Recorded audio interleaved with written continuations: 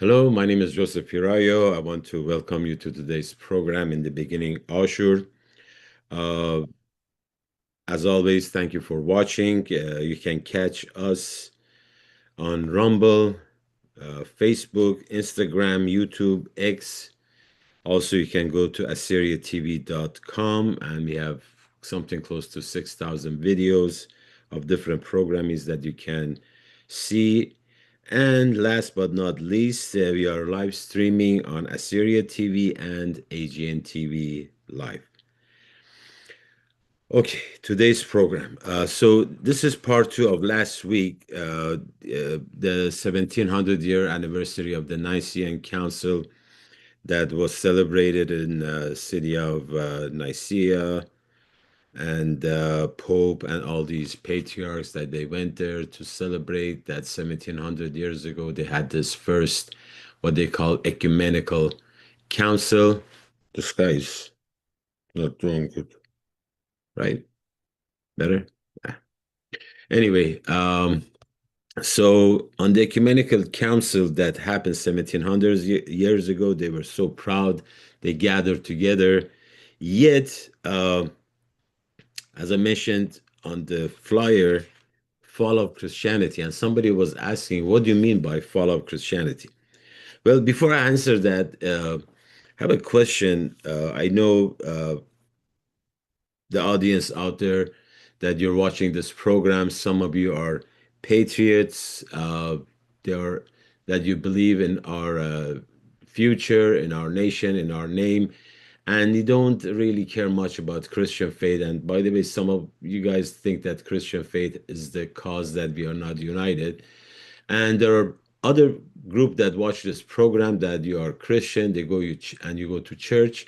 I have a question to ask my Christian brothers and sisters is that do you get excited that Sunday is coming, you want to go to church, like you can't wait, you know?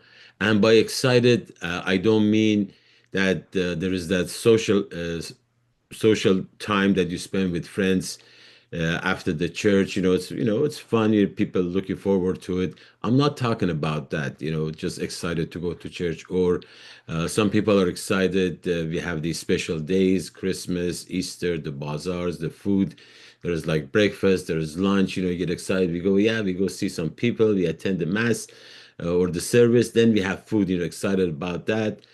Or there is a part that people go for the Holy Qurbana to just receive that because Jesus Christ said, "You do this in my honor." And that's not the part I'm talking about regarding being excited to go to church. Like, you can't wait. Like, Sunday comes, I'm going to go to church. I'm going to learn about my faith. I'm going to re energize, it's like, I can't wait. I don't know how many of you feel that way, that if you go to church every Sunday, you're excited about this, or used to be excited about this because it's kind of related to what I mean by the fall of Christianity, is that some years back, I used to live in Los Angeles from 1983 to 1986, and there is a city called Fullerton, and I was living there, my cousins, some friends, and it was a Friday or Saturday. They said Sunday we're going to our church. He's an American preacher or teacher, whatever they call them, and they said it's in Glendale, California. We're gonna go there, then we're gonna go for lunch. And I got excited. I said, okay, I got that part. And I said, okay, what's going on?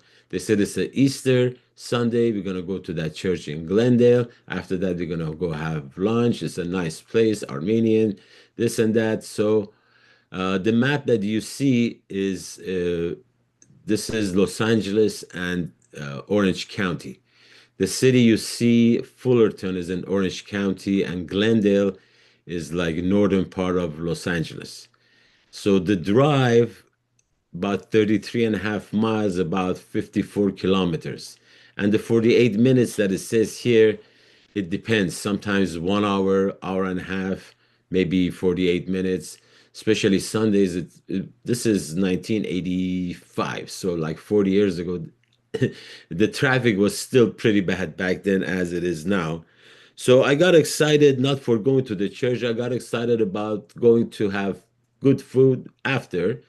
Then they told me it's a 2 hour service. I was like, wow, this is crazy, 2 hours. But I said it's Easter and it's going to be fun. Most of these places they put shows, not Easter, yeah, Easter celebration. They would bring, maybe people acting, what they do during the Easter time. So some churches have all of these. Anyway, make the story short, I went there and there was nothing. They had no specific shows about Easter. There were no like kids, doing performing stuff or anything that resembled the way I used to go to our churches when they had services for Easter. All it was, there was this old guy for like 10, 15 minutes. They had what they call worship. He sang a song, did a prayer. He went, and this other guy came and he started talking. And that's when it hit me. It was the first time I was exposed to teaching for 1 hour, 45 minutes. Since this was Resurrection Sunday, as they called it, after that, I learned not to call it Easter, the Resurrection Sunday. And he said, let's see if this thing happened. I said, what do you mean this thing happened? He said, about resurrection. So before we approach the resurrection of Jesus Christ, first, did Jesus exist? Did Jesus exist at the time that the Bible said he exists? Is there evidence about him teaching or preaching outside of the Bible? Evidence that he was crucified, put to death, evidence of resurrection. And it was like, it wasn't a preaching. It was like, wow, I was exposed to something that I didn't even think about because the subject was if Jesus is alive, it changes the whole story of the believers. Like, you know, all the people that I know that are no longer with us, physically, they are dead, they will live again. All of us, there is a time coming that this body is going to expire and we're going to live again if we believe in him. We, the the way I grew up, the churches that I went to, I went to the Roman Catholic Church, Pentecostal Church, Assembly of God, all of these, they never taught us. That's the point that I'm trying to get to teach us about our faith. The teach the teacher that I was exposed to, he had this series of cassette tapes. It was church history, and when I saw that Nicaea, 1700 years of uh, from the first council, I was like, wait a minute, wait a minute. There is so much has happened in these 2000 years because today when we're looking at Christianity, how much do we know about originally how it was? Are they the same? Has been continued for the past 2000 years, the same teaching, preaching. The day of the Pentecost, the first day that the church was established after Peter, it happened in Jerusalem. He came out of that house. He started talking about Jesus Christ. He told them about his history, who he was, what he did, and he's alive, resurrected. That day, 3,000 people believed in him.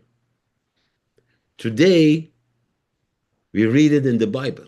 But back then, they did not have that book, what we call New Testament, put together so they can say, oh, okay, this is Gospel of John. I can read that. No, there was no gospel.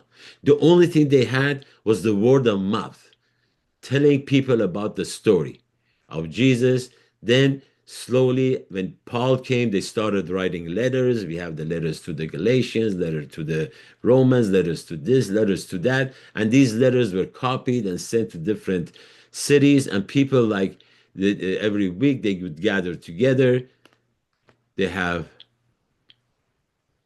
okay, we have a note here. I can't see the whole thing. That is the correct, Rabija. We don't care about. Let that to the church lovers. Talk to us about the nation, the land, and the people of Assyria. Talk about Assyria, the fall and the rising of Assyria. We don't buy anything but the fall of Christianity. Assyria first. Well, my dear brother Johann Make Rume, if what you're saying is true, I would have done that.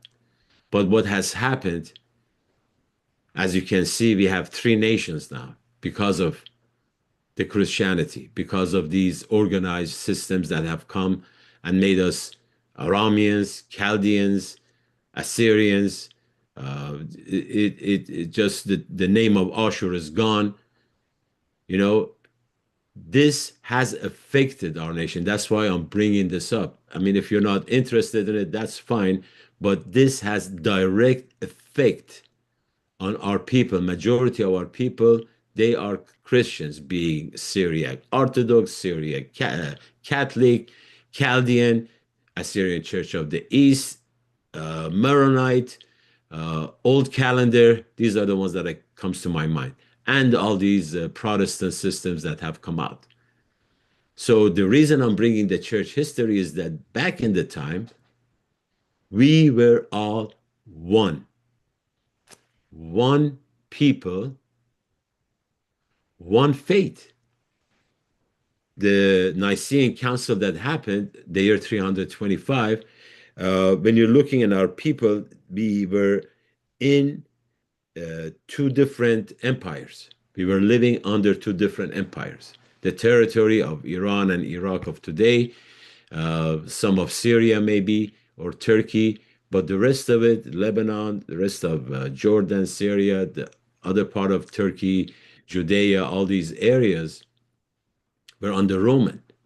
I mean, Christianity started when Peter was the first that started the Christian church. They started teaching, preaching about Jesus. As I mentioned, there was no books, word of mouth. There was no building called a church for people to go to.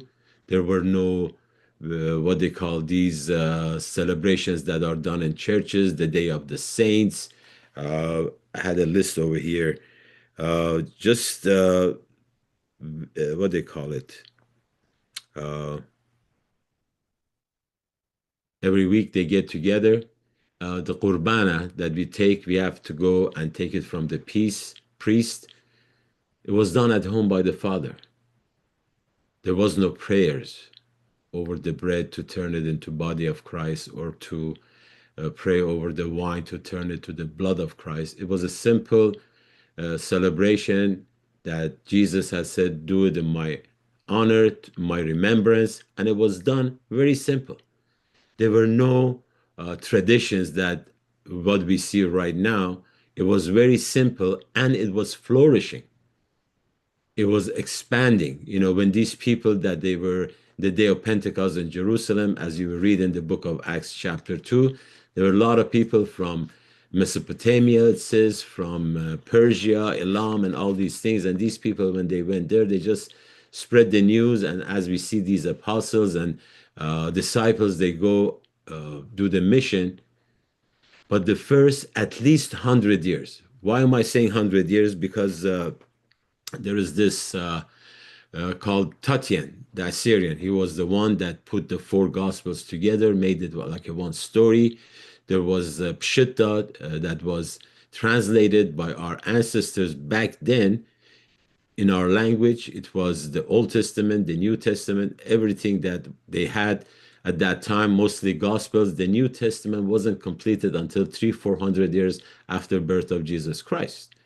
So what I'm trying to show here is that first, how much do we know about our church history? Those of you that go to church, you're excited every Sunday. I go to church. What have you learned about the church history? What have you learned about the traditions that are being done right now? The ring on the what they call it, the priest or the patriarch, the way that they dress up, the way that they do the altar, the building, how to go in, touch the water, all of these things. They were none of that. Baptism of the babies, the way it's done right now, that you have to baptize the baby in the first 40 days. If not, if something happens, that baby is not baptized and dies, goes to hell. These are additions. Back then, somebody was believed, said, I want to get baptized. The whole household was baptized because they believed, old, young, whatever. But it wasn't specific on the children. As I mentioned, there was no qurbana in the church and blessings, all of these things. It was very simple and it was flourishing. Now, what's the point? As my brother Johan mentioned, that let's talk about Assyria, the rise and fall, and yeah, this is our history. See, back then, let me see, what kind of photo do we have? Can we show that? No, not Timothy. I'll get back to that later. But let's show those people. Yeah. So before Nicene Council, in the Roman Empire, when Edict of Milan was given by Constantine, there was only one denomination because they had these bishops, which I'm going to get to that later. After the Nicene Council, year 325, what happened was in Europe, they were separations, the ideologies of different people, and it was based on Jesus. Was he 100% man? Was he 100% human? God, this, that. And Nestorius, there were other people. Let me see, this, they're talking about body of church being cut into separations. It says these churches fall into groups that they separated. Nestorian Church of Persia, and the five Monophysite churches of Armenia, Syria, or Jacobites, the Coptic, Ethiopia, and India. They separated. Once they got their freedom, they separated. Before their freedom, they were all one. They had a bishop. Let's go back to Timothy. Let's read Timothy. Where's Timothy? So we can see what originally was and what we have today. So that's First Timothy chapter 3, verse 1 through 7. You can read it on the screen. I'm going to read it here. It says, here's the true saying. If anyone sets his heart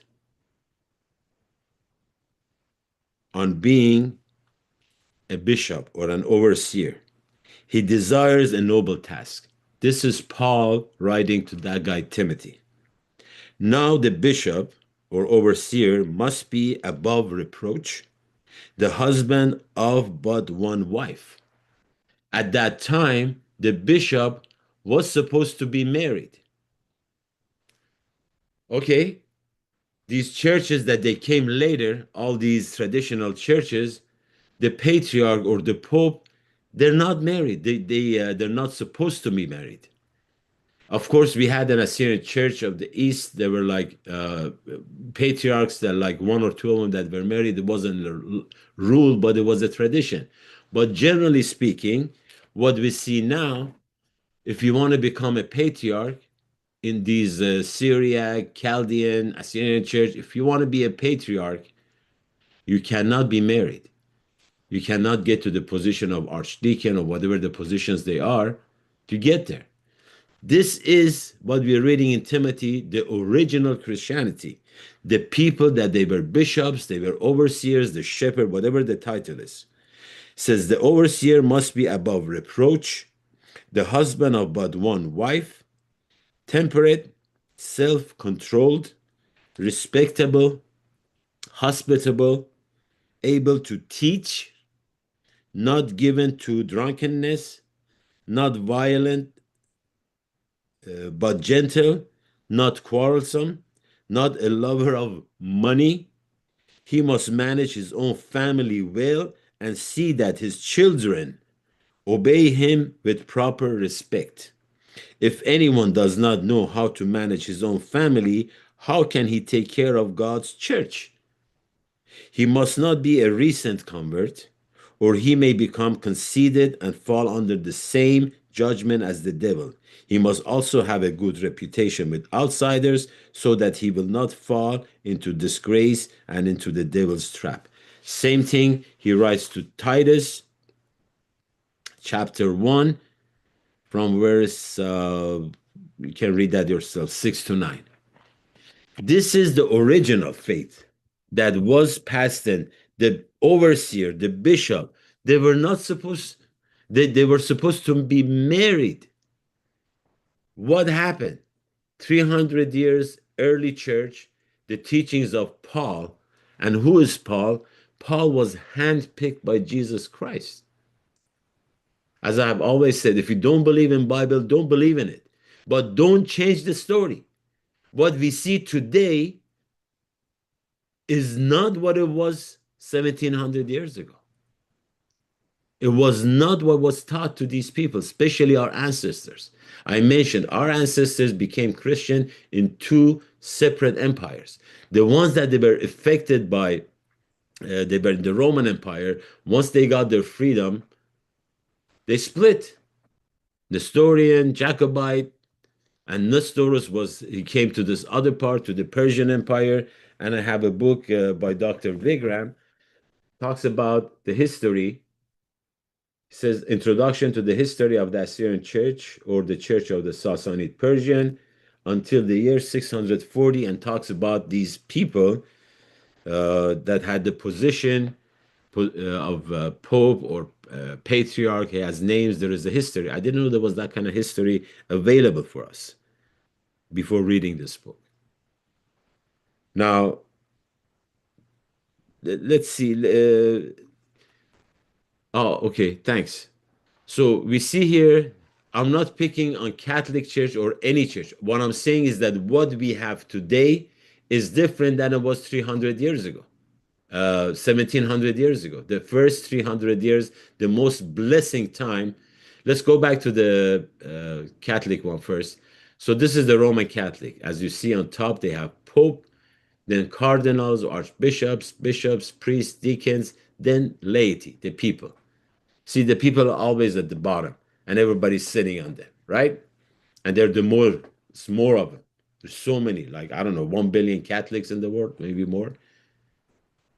This structure does not match what Paul was teaching Timothy and Titus. That's all I'm saying. It's not reading between the lines, but that's what it was taught back then. What we have here is an organized system. You have the Pope, and of course, Pope means father, which Jesus said, don't call any man father except your father in heaven, but that's a different story. Then we come to the other hierarchy. Let's show that the orange one, which are we are more familiar. This is most probably the Syriac, Chaldean, Church of the East. All of these, they follow pretty much this structure here. So there is a patriarch on top and archbishops. I don't know how many of them. Then the other group is called metropolitan. Then we have bishop, priest, deacon. They have 1, 2, 3, 4, 5, 6 layers. Paul says there is only one layer, or we can call it two. There he talks about deacons also. Then the people, right? The purpose is the history of this Christianity. As I mentioned to you, that you go to church, that are you excited or not? How many of you have been taught the church history? How many of you have been taught about your faith? Not taught about what mass is, what certain days you need to do this and that, and we grow up in them and we get used to it generation after generation, and we think this is Christianity. Yet at the same time, as we see all these denominations coming up, who's Aramean? Who's Chaldean? Who's Assyrian? What happened? Wait a minute. Wait a minute. You are men of God. Jesus said, the way you love each other, he gave a command, love each other as I have loved you, so the world would know that you belong to me. What kind of a love it is? Can we see that photo of those 7, 8 people standing next to each other? If, I don't know how to put it in a nice way, Jesus' command was love each other as I have loved you, to become one, that belonging to Jesus, one denomination. What happened? Why we got all these different denominations? Because after Christianity became free, Nicene Council starts. Constantine, he gives the order. Year 318, it was Edict of Milan. Christianity became legal. It was not illegal anymore. They wouldn't kill him in the Roman Empire. Then the Council of Nicaea 325 happened. He gets all these bishops from different certain areas: Antioch, Jerusalem, Alexandria, Rome. They come to, and from Constantinople at that time wasn't established, but people come over there, and the emperor is ruling over there. He's telling them what to do. Get the point? Then the next emperor, what's his name? Theodosius the First, in the year 380, what is called Edict of Thessalonica. You can check it out. By the Edict of Thessalonica, Christianity not only was legal, it became the only religion of the whole Roman Empire. What does that mean? It means that if there are the temples that they had over there, temple to Diana, temple to Zeus, temple to all these gods that they had, change them to Christian. What do you mean change them? The same rituals that we were doing, and this comes, where is that book? There's so many books here, but I think just stick to that one. Where is this? Am I showing it right? Babylon Mystery Religion. And there is another book which is even more detailed. You will love to read it. There is so much information in there, and there is so much that is in our language. That's why when I was reading the book Two Babylons, I was like, wow, our language, our history. But of course, Babylon and Ashur are not the same. All these rituals that they had in Roman Empire, they came from Babylonian tradition. They just changed names. And from Babylonian traditions, they became in the Roman Empire all these names of Zeus, Jupiter, this, and that. And they changed them to Christian names. Next week, we have Christmas, December 25th. This has nothing to do with the birth of Jesus Christ. These are from the previous, before Christianity, those pagan rituals that they were practiced in Roman Empire, they took that day and all these other days. What they call Easter, what they call it, Spring Festival. So many things they changed. What we see now, all these traditions, what they call Saints' Day. Oh, this is Feast of Saint James or Saint John, Saint Matthew, Saint this, Saint that. All of these, they had different names for it. So when the Edict of Thessalonica came in the year 380, this is when Roman Empire by force became a Christian nation that was following the pagan traditions that they had, and they Christianized them. It's just church history. You don't believe me? Go research it. Then 1 year later, in the year 381, they have the second council, church council.